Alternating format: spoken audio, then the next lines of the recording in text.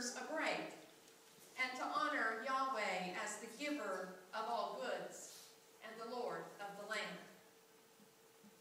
Observing weekly Sabbath did not happen until the time of the Babylonian exile. The temple had been destroyed, the people had been taken captive, and their worship customs were entirely wiped out. So they had to create new ways of worshiping God in a strange land.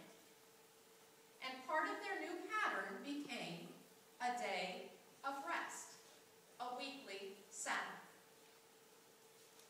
There were ongoing debates about what kind of work was allowed on the Sabbath. They agreed that some work had to be done, but there was constant debate about what kind of work and how much work was acceptable. Religious leaders were constantly sifting through daily routines and debating what work should be allowed and to what extent. In the Gospels, the debates that Jesus has with the Pharisees were part of a larger conversation that was taking place at that time about the Sabbath. There were no hard and fast rules. There was a whole lot of gray area. Sabbath is still like that for us, isn't it? Sabbath is a day of rest, unless you need to get the beans planted.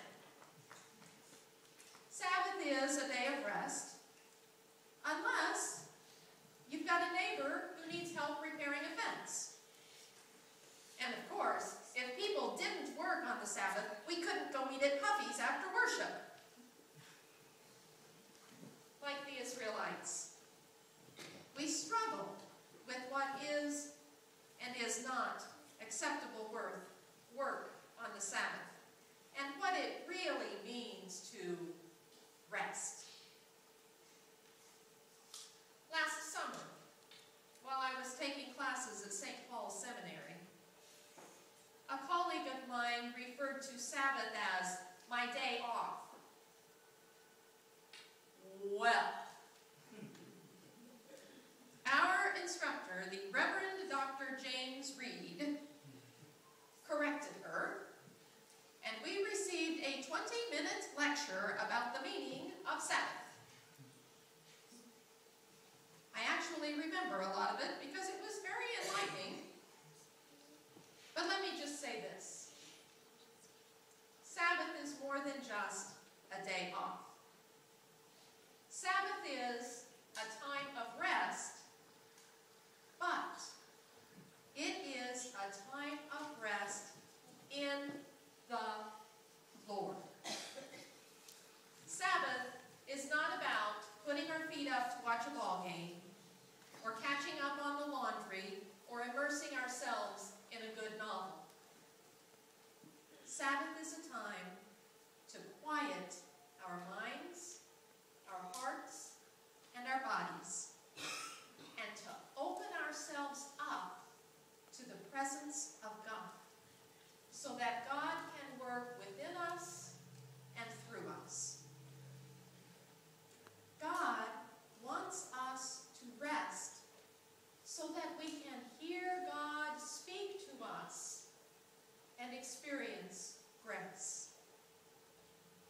And that brings us to today's gospel reading, where we find Jesus praying in the Garden of Gethsemane. In the garden, in prayer, Jesus experiences pain.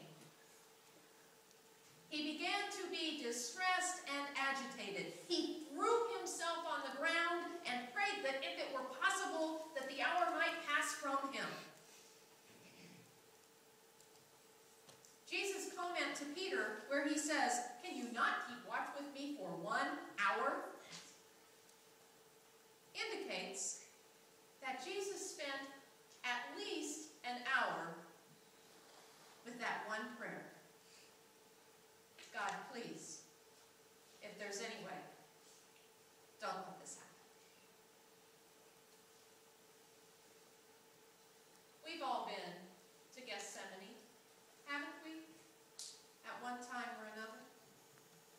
We've all had those moments where we just pray to God out of our anguish for healing or for reconciliation. Sabbath is a time to confront the pain that is within our hearts. In her book, Inviting Silence, Gunilla Norris writes, "Through the practice of silence, we experience our pain. The pain is always there, in our minds and in our bodies. Silence allows us to see it, to face it, and to release it. By cultivating silence, we can find and release deeper and deeper levels of pain, and so discover once again what is beneath the pain, the natural joy that is already inside us, free to rise and flow into expression." In our Sabbath time, we come to terms with what is in our hearts. Sometimes we will be overcome with joy. But at other times, like Jesus in the garden, we will experience profound pain. In the garden, Jesus overcomes temptation. Gethsemane is a temptation story. No, there's no direct mention of Satan in the accounts of the garden, but most commentators agree that his presence is not only detectable, but it's to be expected.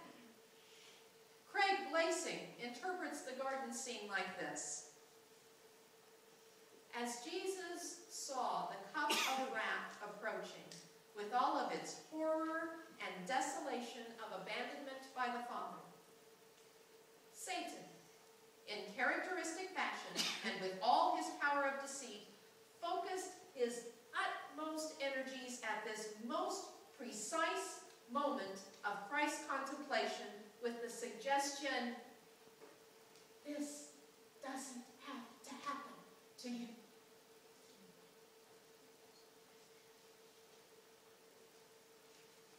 But because Jesus is divine, because Jesus is a part of God, his will is also the Father's will, and he overcomes the temptation of the evil one.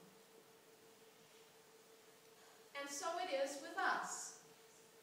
As we engage with Sabbath, as we rest in God, we are better able to hear God's voice, to discern God's will, and our will becomes aligned with God's will, and we become one.